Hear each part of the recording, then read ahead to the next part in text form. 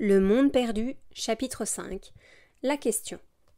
Par le double effet de la secousse physique qui avait marqué mon premier entretien avec le professeur Challenger et de la secousse mentale qui suivit le second, je me retrouvais assez déprimé dans Enmore Park.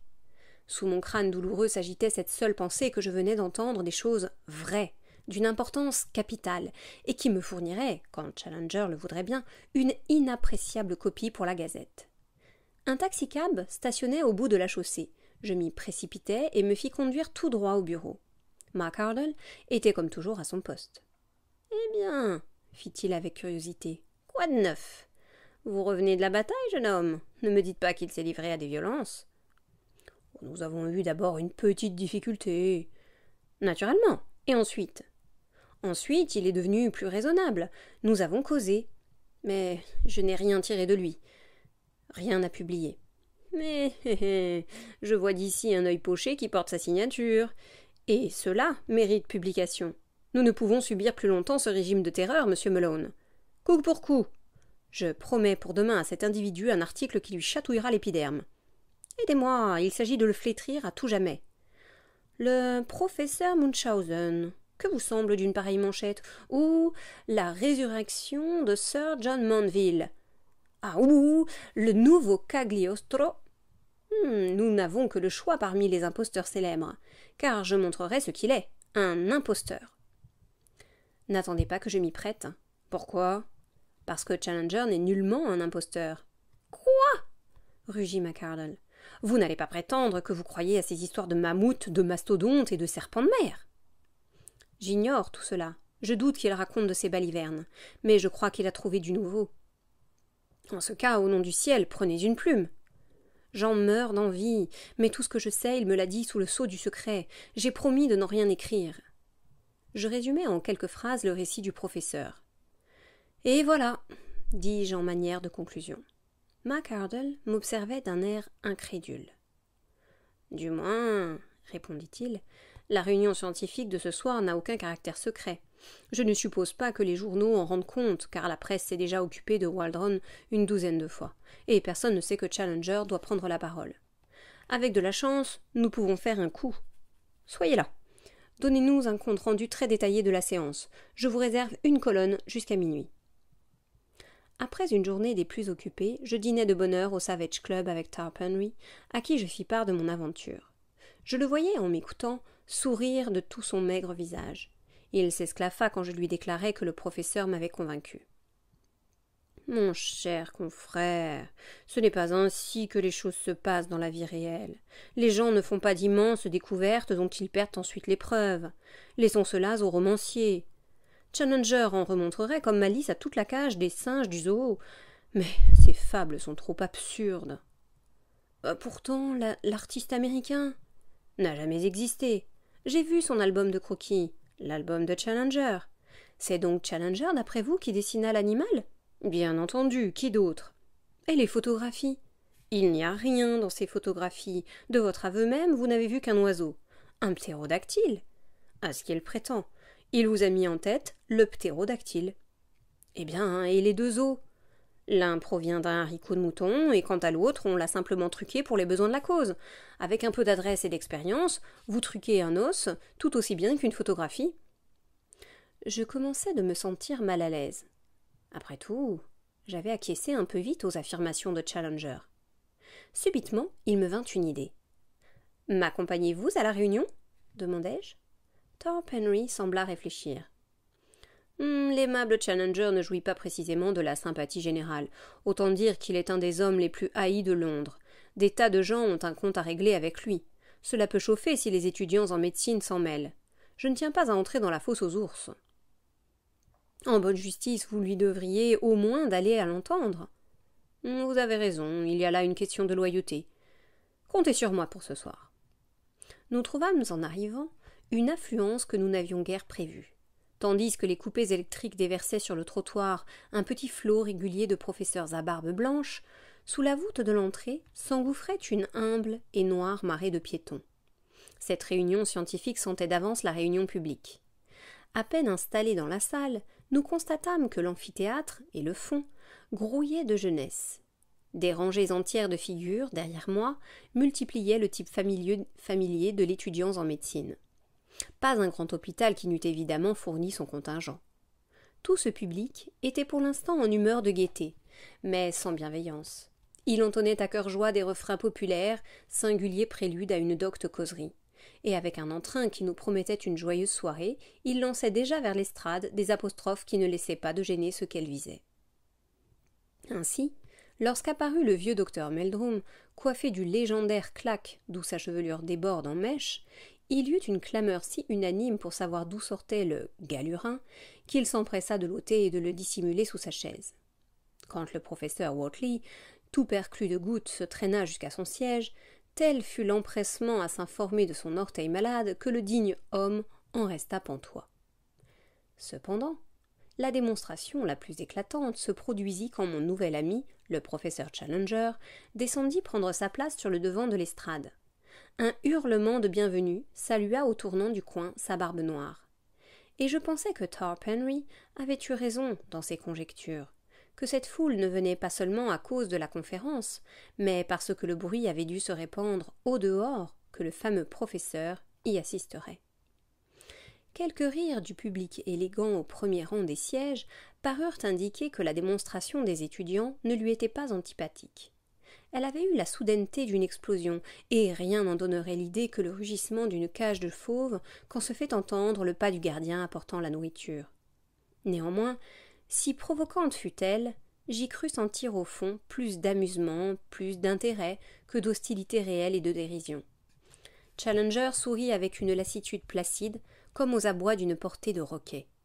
Il s'assit posément, souffla, passa ses doigts dans sa barbe et promena dans la salle bondée le dédain de ses paupières basses.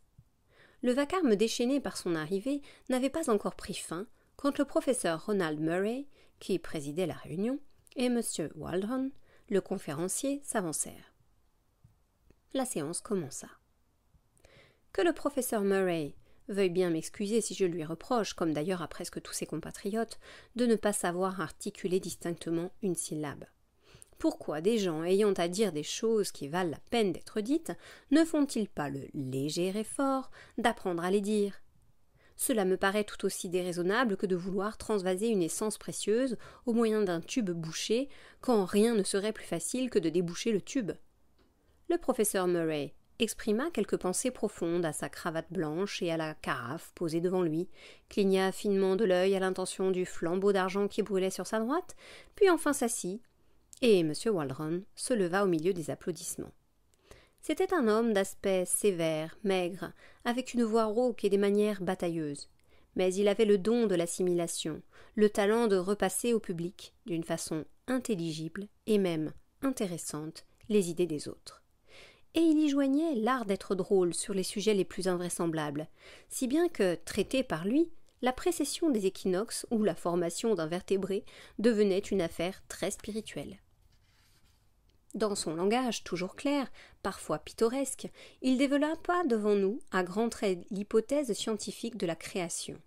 Il nous dit le globe roulant d'abord à travers l'espace, sa masse énorme de gaz enflammés, puis la solidification, le refroidissement, le plissement de la croûte terrestre, la formation des montagnes, la condensation de la vapeur en eau, la lente préparation du théâtre où allait se jouer l'inexplicable drame de la vie. Sur l'origine même de la vie, il garda une prudente réserve. On pouvait admettre que les germes n'auraient pas facilement survécu à la combustion primitive. Donc, elle avait dû venir plus tard. Avait-elle pris naissance d'elle-même dans les éléments inorganiques, en train de se refroidir ? C'était très vraisemblable. Que les germes en fussent au contraire venus de l'extérieur sur un météore, cela se concevrait mal. Tout compte fait, l'homme le plus sage était le moins dogmatique sur ce point. Il n'existait pas encore de laboratoire qui fabriquât de la vie organique avec de la matière inorganique. Sur l'abîme qui sépare la vie de la mort, notre chimie n'avait pas encore jeté le pont. Mais il y avait une chimie de la nature, plus haute et plus subtile, qui, travaillant avec de grandes forces sur de longues périodes, obtenait peut-être des résultats auxquels nous aspirions en vain. C'était là-dessus le plus que l'on pouvait dire. Et l'orateur aborda la grande échelle de la vie animale, Elle commençait dans le bas, aux mollusques et aux infimes organismes de la mer, pour s'élever d'échelon en échelon par les reptiles et les poissons, jusqu'au kangourou rat ou potorou, qui portait ces petits vivants et qui était l'ancêtre direct de tous les mammifères, y compris sans doute, par voie de conséquence, de toutes les personnes présentes. Voix d'un étudiant sceptique au dernier rang. « Allons donc !» Si le jeune monsieur à cravate rouge qui avait crié « Allons donc !» et qui devait croire qu'il était sorti d'un œuf voulait bien attendre à la porte après la séance, l'orateur serait curieux de voir ce phénomène. Rire. On ne pouvait croire sans étonnement que l'effort de la nature à travers les siècles eût pour extrême, suprême aboutissement le jeune monsieur à cravate rouge. Mais l'effort ne continuait-il pas? Ce gentleman représentait-il un achèvement, une somme, un terme? Quelles que fussent les vertus domestiques du jeune monsieur à cravate rouge, l'orateur espérait ne pas le froisser en maintenant que sa création ne suffisait pas à justifier l'immense travail de l'univers. L'évolution était une force non pas épuisée, mais toujours active et qui promettait encore des résultats plus considérables. Ayant ainsi joué avec son interrupteur, à la grande joie de son auditoire, le conférencier s'en revint vers le passé. Les mers, en se desséchant, laissent émerger les bancs de sable. Une vie paresseuse et visqueuse se manifeste. Les lagunes se multiplient. Les animaux maritimes tentent à se réfugier sur les plateaux de limon. Et comme ils y trouvent une nourriture abondante, ils y foisonnent. De là, mesdames et messieurs, l'effroyable pullulement de ces sauriens qui nous terrifient encore dans les schistes de Wilden ou de Solenhofen, mais qui, par bonheur, avaient disparu bien avant l'apparition de l'homme sur cette planète. Une voix sur l'estrade mugit. « La question !» M. Waldron ne badinait pas avec la discipline, et la causticité de son esprit, dont il venait de fournir un exemple dans le cas du jeune homme à cravate rouge, faisait qu'il y avait quelque danger à l'interrompre. Mais cette fois, l'interruption était si baroque qu'elle le prit au dépourvu. Comme le Shakespearien quand on lui jette Bacon à la tête, ou l'astronome à qui l'on dit que la Terre est plate, il hésita une seconde, puis, élevant la voix, il répéta les mots, qui avaient disparu bien avant l'apparition de l'homme. « La question !» mugit de nouveau la voix. Waldron promena d'un professeur à l'autre sur l'estrade un regard ahuri qui alla rencontrer enfin Challenger, renversé dans sa chaise, les yeux clos, le visage épanoui, comme souriant à un rêve. « Ah, je vois, » dit-il avec un haussement d'épaules, « c'est mon ami le professeur Challenger. » Et, comme si cette constatation, soulignée par les rires de l'assemblée, l'eût dispensé de tout commentaire, Waldron reprit sa conférence. Mais l'incident n'était pas vidé. Quelque chemin que prit l'orateur à travers les déserts sauvages de la préhistoire, tous leur amenaient invariablement à affirmer la disparition de certaines formes vivantes, et le professeur de mugir aussitôt. L'auditoire en vint à prévoir chaque fois la minute où le mugissement allait se produire, et à s'exclamer de joie quand il se produisait. Les étudiants donnaient en masse compacte. Sitôt que s'ouvrait la barbe de Challenger, avant même qu'il en sortît un son, 100 voix hurlaient « La question !» À quoi un plus grand nombre répondait en criant « Conspuez ! À l'ordre !» Waldron avait beau être un conférencier renforcé et un homme énergique, déconcerté à la longue par le tapage, il se troubla, bafouilla, se répéta, s'empêtra dans une longue phrase, et tournant des yeux enflammés vers l'endroit de l'estrade où siégeait l'auteur du désordre, « C'est vraiment intolérable !» s'écria-t-il. « Professeur Challenger, trêve, je vous en prie, à ces interruptions insensées et discourtoises. » Il se fit un silence dans la salle. Les étudiants se tendaient, ravis de cette querelle des dieux sur l'Olympe. Lentement, lourdement, Challenger se souleva. « Je vous en prie à mon tour, monsieur Waldron, dit-il. Trêve à ces assertions que contredisent les données de la science. » Ces mots déchaînèrent une tempête. « Conspuez, conspuez, qu'il parle! À la porte, à la tribune! La question! Laissez faire !» Les brocards se mêlaient aux imprécations. Le président, debout, très excité, frappait dans ses mains, bêlait. « Le professeur Challenger, plus tard, vue personnelle. » Cela seul émergea, comme des pics émergeant d'un nuage. L'interrupteur s'inclina, sourit, peigna sa barbe et se renfonça dans sa chaise.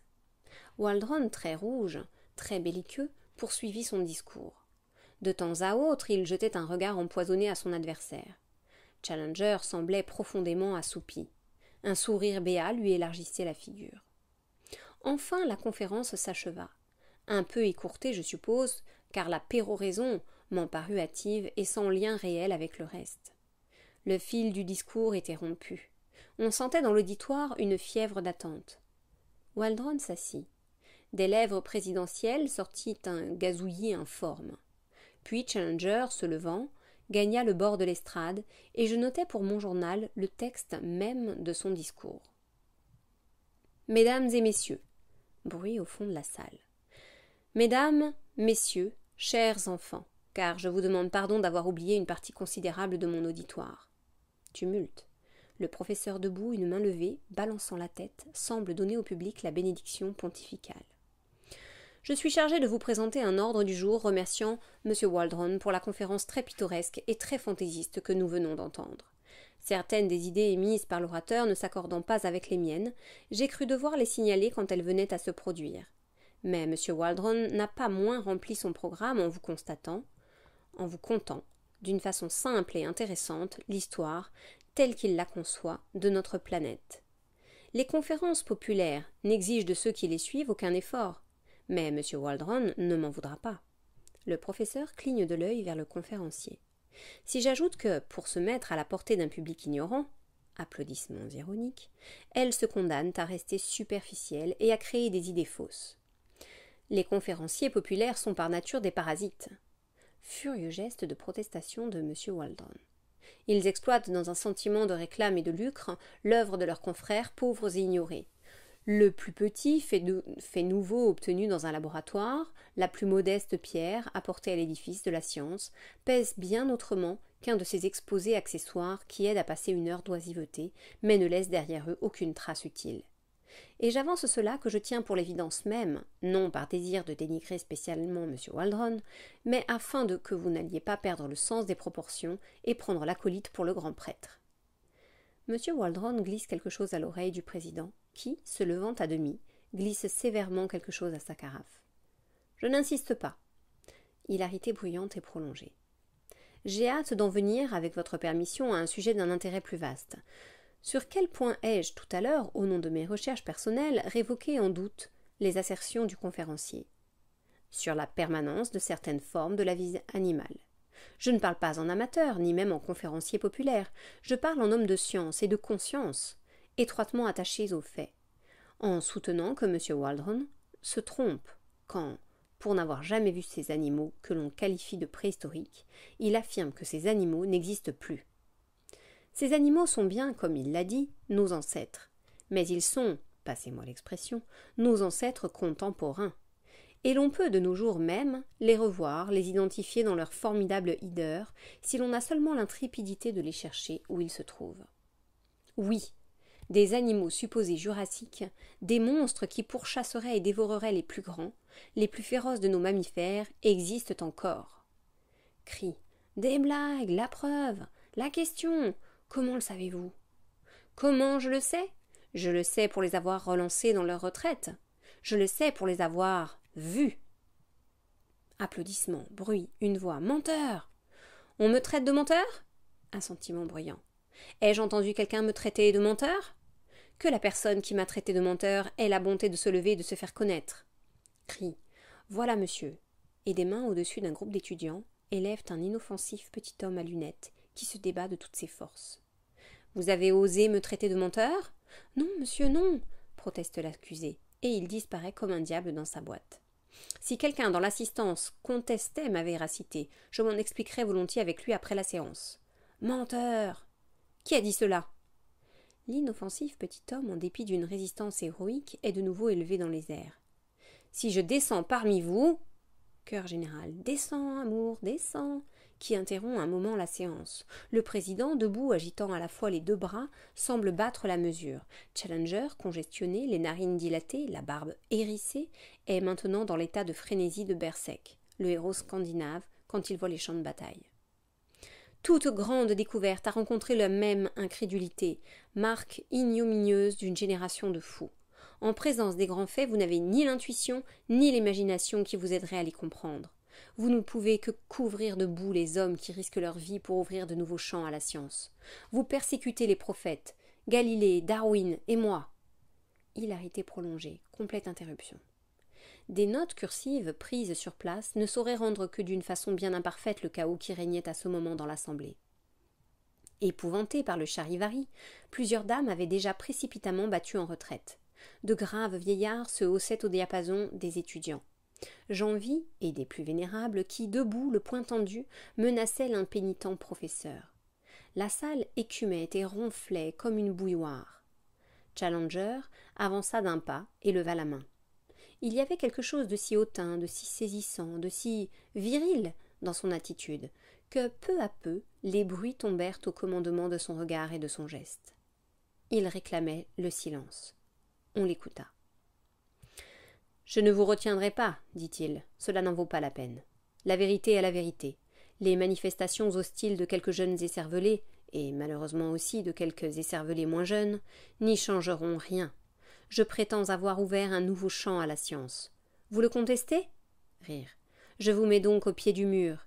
Voulez-vous charger un ou plusieurs d'entre vous d'aller en votre nom vérifier ce que j'affirme ? Monsieur Summerlee, le vieux professeur d'anatomie comparée, se leva dans la salle. Il avait un grand corps efflanqué, un air d'amertume et les traits émaciés d'un théologien. Il désirait, dit-il, demander au professeur Challenger si les résultats auxquels il avait fait allusion dans ses remarques étaient ceux d'un voyage accompli par lui 2 ans auparavant sur le haut Amazone. Le professeur Challenger répondit que oui.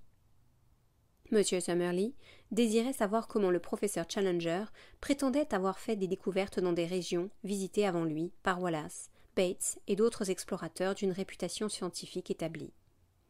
Le professeur Challenger répondit que monsieur Summerlee semblait confondre l'Amazone avec la Tamise. En réalité, c'était un fleuve plus considérable. Peut-être monsieur Summerlee apprendrait-il avec intérêt qu'à eux deux, l'Amazone et l'Orénoque, fleuves communicants, baignaient une zone d'environ 50 000 miles, et que dans un aussi vaste espace, une personne pouvait avoir découvert ce qui avait échappé à une autre. Monsieur Summerlee répliqua avec un sourire acide qu'il savait la différence entre la Tamise et l'Amazone. Laquelle différence tenait à ce que, si l'on avait les moyens de contrôler toute assertion relative au premier de ces fleuves, il n'en était pas de même quant au second. Le professeur Challenger l'obligerait en voulant bien lui faire connaître la latitude et la longitude du pays où l'on retrouverait des animaux préhistoriques. Le professeur Challenger riposta que certaines raisons l'inclinaient à garder pour lui ces renseignements, mais que, nonobstant, il les fournirait, sous garantie spéciale, à un comité choisi dans l'auditoire. M. Summerlee acceptait-il d'entrer dans ce comité et de vérifier en personne les déclarations soumises à l'enquête ? M. Summerlee. « J'accepte !» Exclamation. Le professeur Challenger. « Je m'engage donc à remettre en vos mains tous les documents de nature à guider vos recherches. Néanmoins, puisque M. Summerlee doit aller vérifier mes déclarations, on trouvera juste que je lui adjoigne quelques personnes pour vérifier les siennes. Je ne vous dissimulerai pas que l'entreprise offre des difficultés et des dangers. M. Summerlee aura besoin d'un collègue plus jeune. Y a-t-il des volontaires ? C'est ainsi que surviennent les grandes crises de l'existence. Certes, je ne pouvais pas prévoir qu'en entrant dans la salle, j'allais au-devant d'une aventure que mes rêves n'avaient jamais égalée en extravagance. Mais ce qui se présentait là, n'était-ce pas l'occasion même dont parlait Gladys ? Gladys m'eût conseillé de partir. Je me dressai, je parlais sans avoir préparé mes paroles. Tarp Henry, assise à mon côté, me tirait par la manche, et je l'entendais murmurer « Asseyez-vous donc, Malone, ne faites pas l'idiot devant tout le monde !» En même temps, je me rendais compte qu'un homme grand, mince, aux cheveux carottes, était debout lui aussi, à quelques rangs devant moi, et me regardait avec colère. Mais je ne cédai pas. Tous mes discours, obstinément, revenaient à la même conclusion. « Je partirai, monsieur le président. »« Le nom ? Le nom ?»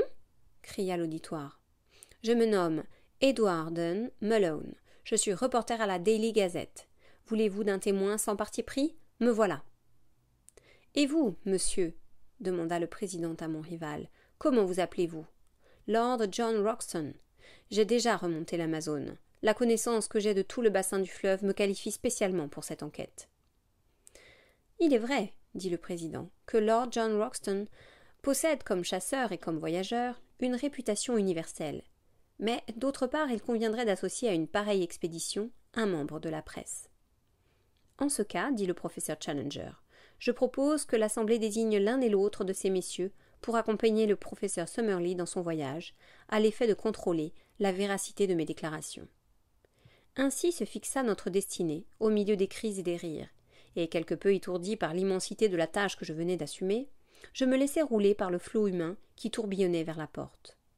Au moment où j'y arrivais, les étudiants se ruaient joyeusement sur la chaussée.